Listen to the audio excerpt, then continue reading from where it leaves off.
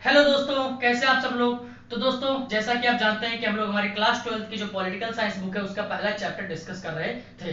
दोस्तों, इसके पिछले वीडियोस के अंदर हमने ऑलरेडी इस चैप्टर के बहुत सारे टॉपिक्स को अच्छे से कवर कर लिया है और आई होप दोस्तों आपको वो सारे टॉपिक समझ में आ गए होंगे। दोस्तों, आज के इस वीडियो के अंदर हमारे इस चैप्टर के जितने भी बचे हुए टॉपिक्स हैं उनको हम कवर करने की कोशिश करेंगे। तो चलिए दोस्तों, शुरू करते हैं आज के हमारे सेशन को। दोस्तों, आज के इस वीडियो की शुरुआत से पहले मैं आपको एक छोटा सा टॉपिक जो होता है हमारा कोल्ड वॉर से रिलेटेड रह गया है, जो कि आपके लिए जानना उसका काफी ज्यादा इंपॉर्टेंट है। इस पूरे चैप्टर को अच्छे तरीके से समझने के लिए वो बता देता हूं आपको। दोस्तों, ये टॉपिक है कि जो कोल्ड वॉर था ये आखिरकार हॉट वॉर के अंदर क्यों नहीं बदलता है। मतलब कि यूएसए और यूएसएसआर जो थे, जो कि दुनिया के दो सबसे बड़े सुपर पावर थे, जिनके पास अच्छे खासे हथियार भी जो थे मौजूद थे, एटम बम मौजूद था, फिर उन्हें जो था डायरेक्ट मिलिट्री वार क्यों नहीं लड़ा। दोस्तों, इसका सबसे पहला कारण था मैसिव डिस्ट्रक्शन।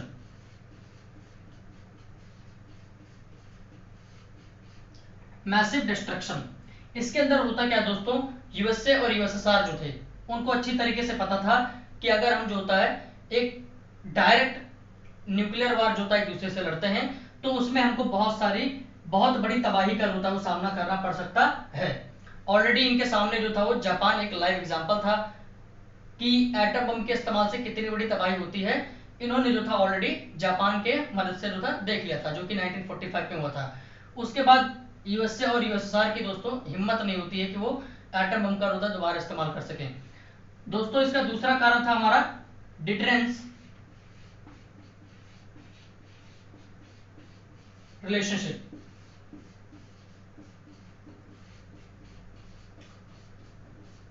दोस्तों, ये स्पेलिंग आप इसको एक बार चेक कर लीजिएगा प्लीज। ये डिटरेंस रिलेशनशिप आखिरकार होता क्या है दोस्तों, इसका कॉन्सेप्ट समझने के लिए मैं आपको एक छोटा सा एग्जांपल देता हूं, समझने की कोशिश कीजिएगा। मान लीजिए दोस्तों कोई दो व्यक्ति हैं, एक है ए और दूसरा है हमारा बी, जो कि यूएसए और यूएसएसआर के तरीके से एक दूसरे के बहुत बड़े कट्टर दुश्मन हैं। अब दोस्तों यहाँ पे गौर करने वाली बात जो है वो ये है कि ए और बी के बीच में डायरेक्ट जो होती है वो लड़ाई, डायरेक्ट ये एक दूसरे के ऊपर हमला जो होता है वो तभी करेंगे जब इन दोनों में से जो होता है कोई एक जो होता है वो कमजोर हो। मतलब कि अगर ए जो है वो बी पर जो है वो अटैक जो तभी करेगा या फिर इस पे हमला जो होता है वो तभी करेगा जब ए को जो होता है वो इस बात की पूर्ण जो होता है वो हम कह सकते हैं सेटिस्फेक्शन हो कि बी जो है मुझसे क्या है कमजोर है और उस पे मैं लड़ाई करके आसानी से उससे जीत हासिल कर सकता हूं।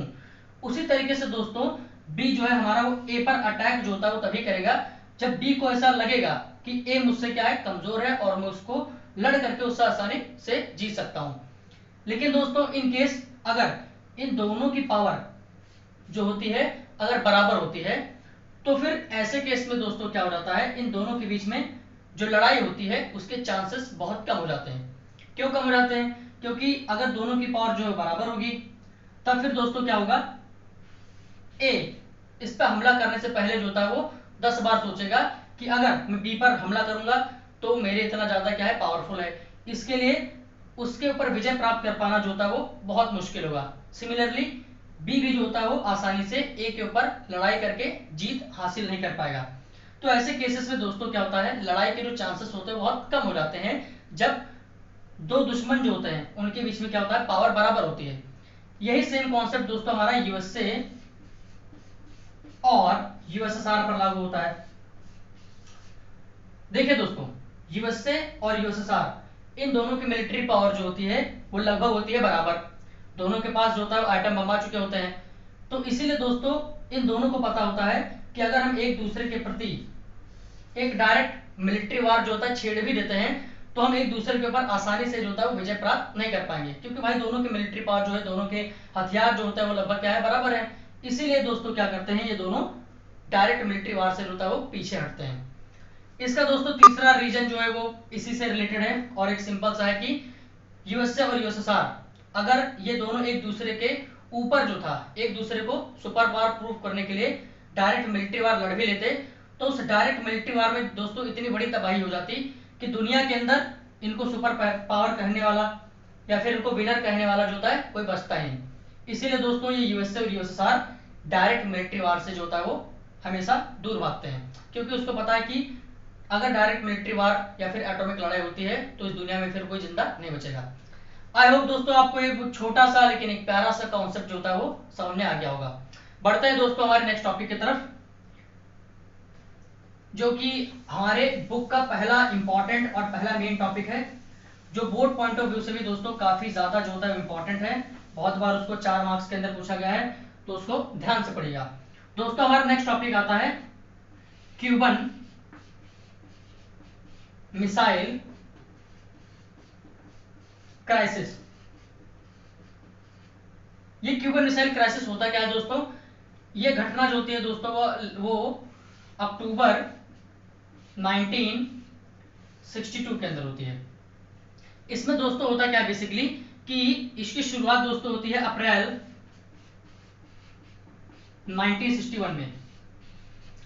होता क्या है दोस्तों इसमें कि उस समय के जो तत्कालीन यूएसएसआर के जो लीडर होते हैं जिनका नाम होता है निकिता क्रुश्चेव, उनको दोस्तों इस बात का जो होता है वो डर लगा होता है कि यूएसएसआर की जो एक अलाइड कंट्री है, मतलब यूएसएसआर का एक साथी जो है जिसका नाम है क्यूबा, जो कि दोस्तों क्या है अमेरिका के एकदम सदर्न पॉइंट पे लोकेटेड है। जैसे कि अगर हम नॉर्थ अमेरिका का मैप जो होता है वो देखें तो एकदम सदर्न पॉइंट पे जो सेंट्रल अमेरिका वाला पार्ट है यहाँ पे लोकेटेड है। तो इसी की वजह से दोस्तों क्या होता है कि क्योंकि क्यूबा एकदम यूएसए के सदर्न पॉइंट पे लोकेटेड है, तो जो यूएसएसआर होता है जो कि यूएसए का क्या होता है दुश्मन होता है, उसको इस बात का जो होता है डर होता है कि जो क्यूबा है इसके ऊपर क्या होगा, अमेरिका जो है वो कभी भी हमला करके क्यूबा को अपने ग्रुप में शामिल कर सकता है, क्योंकि क्यूबा उसी के जस्ट नीचे है और यूएसए के लिए क्यूबा पर हमला करके उसको अपने ग्रुप के अंदर मिलाना बहुत आसान था।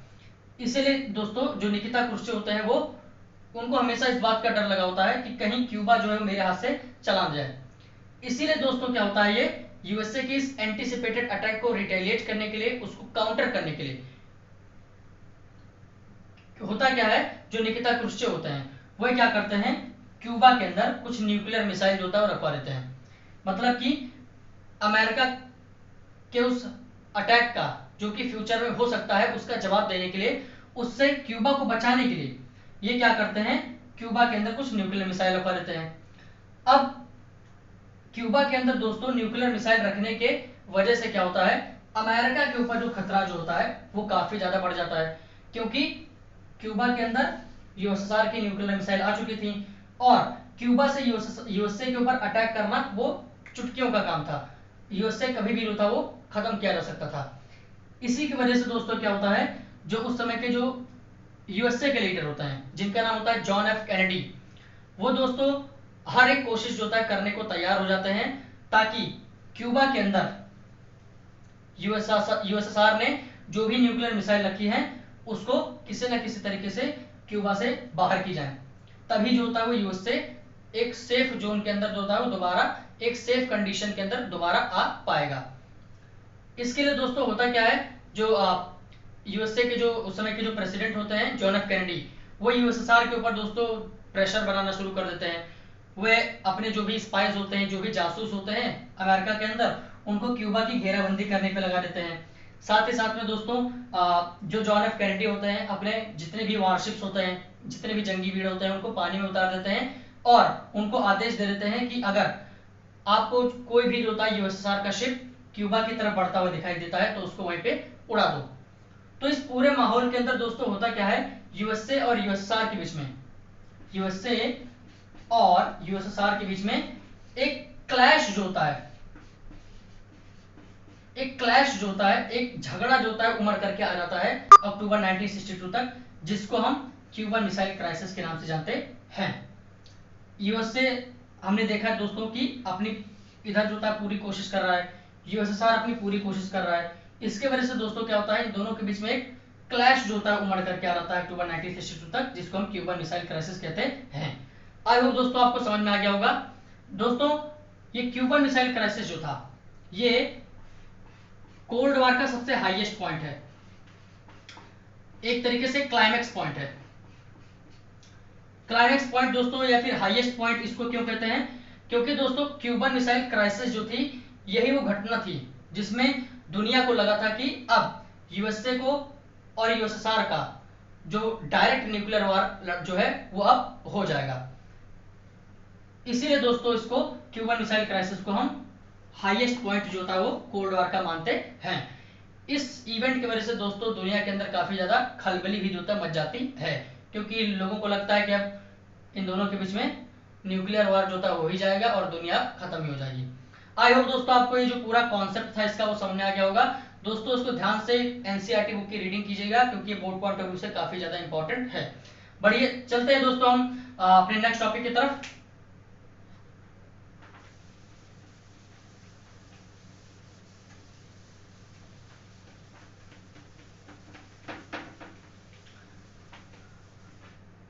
दोस्तों हमारा जो नेक्स्ट टॉपिक है वो है इमरजेंस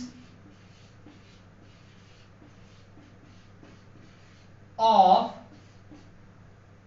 टू पावर ब्लॉक।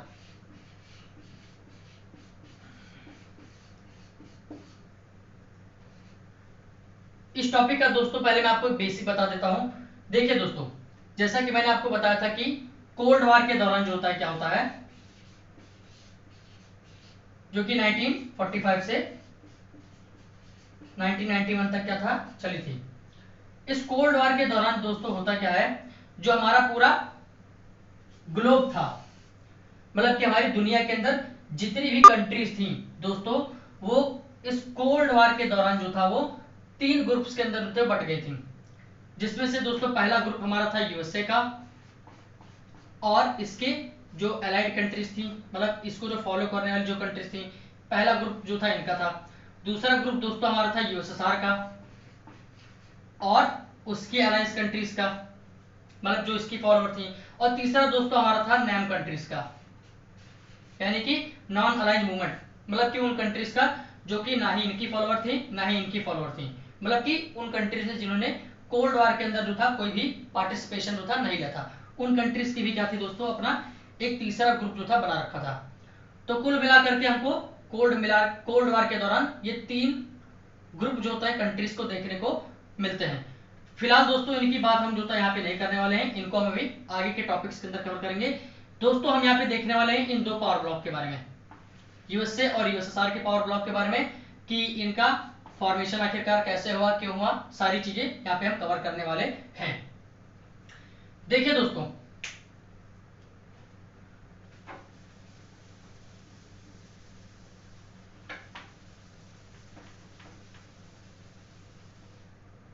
इस टॉपिक को शुरू करने से पहले दोस्तों मैं आपको बता देता हूं कि ये पावर ब्लॉक बनाने की आखिरकार जरूरत क्यों पड़ती है। आखिरकार यूएसए और यूएसएसआर ने जो था ये अलायंस बनाना शुरू क्यों किया, इसका एक सबसे जो बेसिक कारण था। हालांकि इसके पावर ब्लॉक बनाने के बहुत सारे कारण थे, लेकिन इसका एक बेसिक कारण जो था दोस्तों वो क्या था, जो हमारे लिए जानना बहुत जरूरी है, वो मैं आपको यहाँ पे बता देता हूं, और बाकी के इसके जो कारण थे वो भी हम आगे डिस्कस करेंगे। देखिए दोस्तों, मैंने आपको बताया था कि 1945 के बाद क्या था, यूएसए यूएसएसआर दुनिया की 2 सबसे बड़ी महान शक्तियां होती हैं। साथ ही साथ मैंने आपको यह भी बताया था कि इनके बीच में क्या होता है, हालांकि एक बड़ी दुश्मनी होने के बाद भी क्या होता है, डायरेक्ट मिलिट्री वॉर जो था वो पॉसिबल नहीं हो पा रहा था। क्योंकि इसके कारण क्या थे, मैंने आपको पहले ही बता दिया कि इतने बड़े दुश्मन होने के बाद भी क्या था, इनके बीच में डायरेक्ट मिलिट्री वार जो था वो पॉसिबल नहीं था। अब दोस्तों यूएसए और यूएसएसआर ये दोनों क्या थे, मिलिट्री फाइट करके क्या था, एक दूसरे को सुप्रीम साबित नहीं कर सकते थे।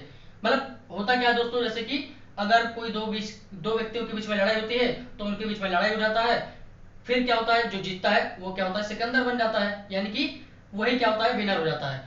अब लेकिन दोस्तों यहाँ पे दिक्कत आती है कि यूएसए यूएसएसआर 2 दुश्मन थे, लेकिन उनके बीच में मिलिट्री फाइट जो थी वो पॉसिबल ही नहीं थी। तो फिर ये आखिरकार अपने आप को सुप्रीम कैसे साबित करें, कैसे ये साबित करें कि नहीं दुनिया का सुपर पावर मैं हूं, या फिर यूएसएसआर आपको अपने आप को कैसे बताए कि नहीं दुनिया का सुपर पावर मैं हूं। तो ये दोस्तों इसके लिए क्या करते हैं, ये छोटी छोटी जो कंट्रीज होती है हमारी, जितनी भी हमारी जो स्मॉल कंट्रीज होती हैं, उस समय की जितनी भी छोटी छोटी कंट्रीज होती हैं उनके साथ दोस्तों ये अलायंस बनाना शुरू कर देते हैं, इनके साथ दोस्तों ये गुट बनाना शुरू कर देते हैं, ये अलायंस बनाना शुरू कर देते हैं। अब ये अलायंस क्यों बनाते हैं दोस्तों? भाई इसका सिंपल सा कारण होता है कि यूएसए और यूएसएसआर जिसके ग्रुप में क्या होता है, ज्यादा कंट्रीज आ गई, यानी कि वो क्या है, सबसे ज्यादा ताकतवर है, तभी तो उसके ग्रुप पे जो होता है ज्यादा कंट्रीज आई हैं, और जिसके ग्रुप में ज्यादा कंट्रीज होंगी वही दुनिया का क्या होगा, सबसे बड़ा सुपर पावर होगा। इसीलिए दोस्तों ये यूएसए और यूएसएसआर एक दूसरे को सुपर पावर प्रूफ करने के लिए क्या करते हैं, अलायंस बनाना जो था वो शुरू कर देते हैं।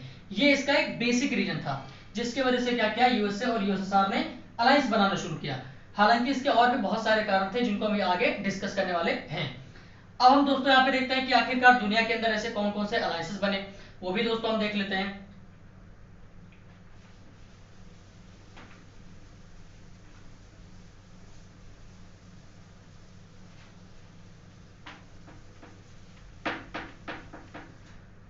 दोस्तों ये जो अलायंस बनने का काम जो होता है वो सबसे पहले शुरू होता है यूरोप के अंदर। यूरोप के अंदर दोस्तों होता क्या है, जितनी भी वेस्ट यूरोपियन कंट्रीज होती हैं,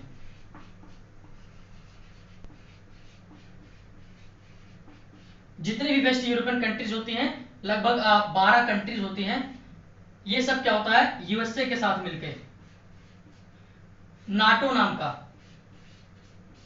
नाम का जो होता है एक मिलिट्री अलायंस जो होता है वो बना लेती हैं, जो कि 12 कंट्रीज का क्या होता है, एक मिलिट्री अलायंस होता है नाटो नाम का। 1949 के अंदर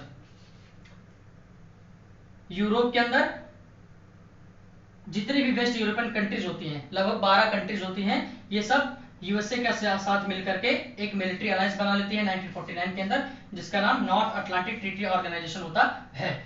उसी के साथ साथ दोस्तों क्या होता है, अब यूएसए ने इधर बनाया, उधर यूएसएसआर जो होता है उसने भी क्या किया दोस्तों, 1955 के अंदर जितनी भी ईस्ट यूरोपियन कंट्रीज होती हैं उनके साथ में एक अलायंस बनाता है जिसको हम जानते हैं वार्सो पैक्ट के नाम से। इसका फॉर्मेशन दोस्तों यूएसएसआर इसलिए करता है ताकि यूरोप के अंदर नाटो का जो भी अगर कोई अटैक होता है तो उसको ये क्या कर सके, काउंटर कर सके, इसलिए यूएसएसआर जो होता है वो वार्सो पैक्ट का जो होता है गठन करता है। इसके साथ साथ दोस्तों यूएसए और भी कुछ अलायंसेस जो होता है वो बनाता है, जैसे कि हमारा एक दोस्तों है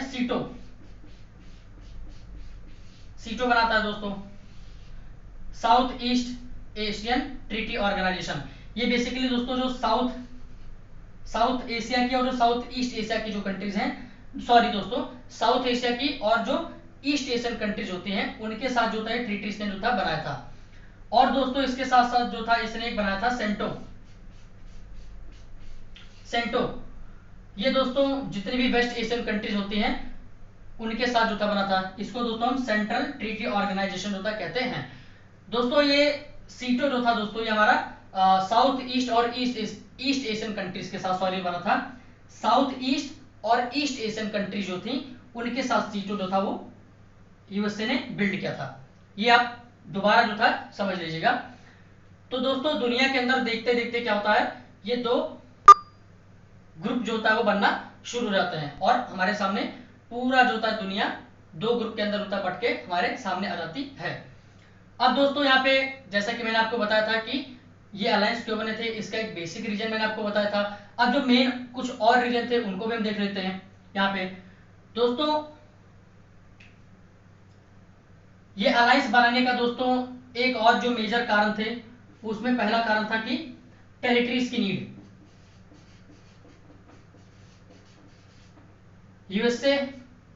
यूएसएसआर और यूएसए इन दोनों को दोस्तों टेरिटरी की काफी ज्यादा जरूरत होती है। क्यों जरूरत होती है, ताकि ये दोनों जो होता है क्या कर सके, ज्यादा से ज्यादा वेपन जो होता है वो लॉन्च जो होता है वो अपने लिए क्या कर सके अलग अलग टेरिटरी से। इसीलिए क्या होता है दोस्तों इनको टेरिटरीज की होता है काफी ज्यादा जरूरत होती है। दूसरा दोस्तों इनका काम होता है मिलिट्री एक्सपेंडिचर का। इसमें क्या होता है दोस्तों यूएसएसआर और यूएसए ये दोनों क्या करते हैं, छोटे छोटे कंट्रीज के साथ जो होता है वो अलायंस बना लेती हैं ताकि उनसे जो होता है वो पैसा ले सके और अपनी जो मिलिट्री होती है उसको, उसमें जो पैसा लग रहा है उसमें थोड़ा उनको मदद मिल सके। तीसरा दोस्तों कारण होता है हमारा वो जो बहुत पुराना कारण है, वो है नेचुरल रिसोर्सेज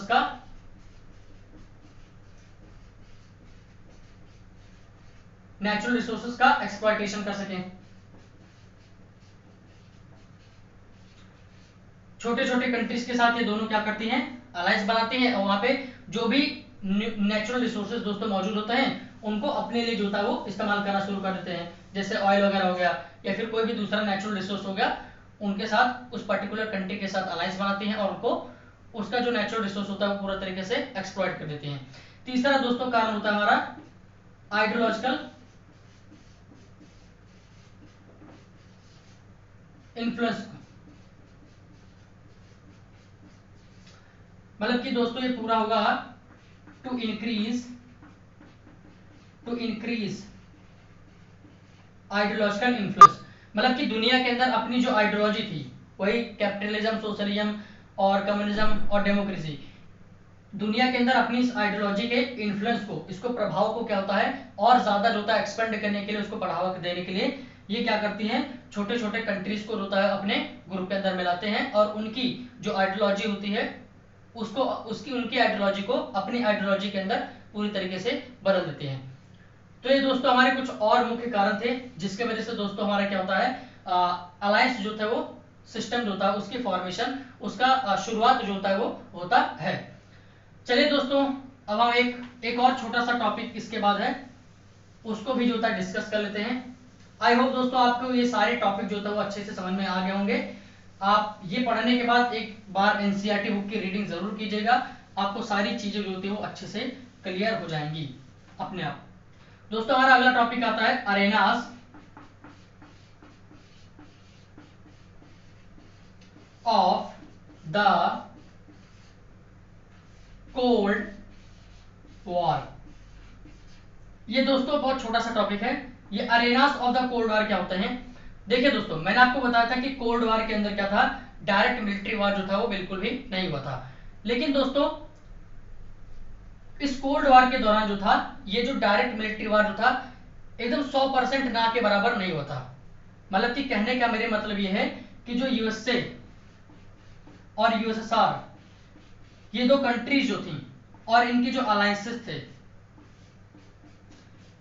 इनके बीच में क्या था, कुछ जगहों पर, कुछ चुने हुए जगहों पे क्या हुआ था दोस्तों, या फिर कुछ कंट्रीज के अंदर क्या था, डायरेक्ट मिलिट्री फाइट जो थे वो हुई थी। और ऐसे जो कंट्रीज थे, ऐसे जो भी एरियाज थे जहां पे ये दोनों कंट्रीज के अलायंसेस के बीच में क्या था, डायरेक्ट मिलिट्री फाइट जो थी हुई थी, उन्हीं को दोस्तों हम जो होता है अरेना जो होता है, अरेनास ऑफ द कोल्ड वॉर जो होता है कहते हैं। यही दोस्तों यहाँ पर होता है एक सिंपल सा जो होता है टॉपिक है।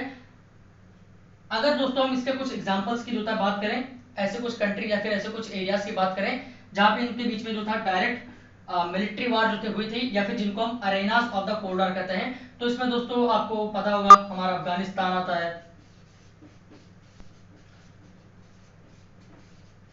वियतनाम आता है दोस्तों, कोरिया आता है दोस्तों। ये ऐसे कुछ हमारी कंट्रीज थी यहाँ पे जिनको दोस्तों हम अरेनास ऑफ द कोल्ड वॉर के नाम से जानते हैं। बहुत छोटा सा टॉपिक है दोस्तों, आई होप आपको समझ में आ गया होगा। दोस्तों आज के लिए जो था इतना ही काफी है। आई होप दोस्तों आपको ये सारी चीजें जो थी अच्छे से समझ में आ गई होंगी। दोस्तों मेरे पढ़ाई से रिलेटेड या फिर मेरे चैनल से रिलेटेड आपको कोई भी अगर प्रॉब्लम हो तो प्लीज मुझे कमेंट बॉक्स में जरूर बताइएगा, मैं उसको सुधारने की कोशिश जरूर करूंगा। और अगर दोस्तों आपको इस चैप्टर से रिलेटेड प्रीवियस ईयर के जो क्वेश्चन होते हैं वो 1 मार्क्स के, 6 मार्क्स के, 4 मार्क्स के सारे चाहिए होंगे, प्लस नोट्स चाहिए होंगे, तो वो भी मुझे कमेंट बॉक्स में जरूर बताइएगा, वो भी मैं आपको अवेलेबल करा दूंगा जब ये चैप्टर कंप्लीट हो जाएगा। तो दोस्तों आज के लिए काफी इतना ही, तब तक के लिए धन्यवाद, जय हिंद।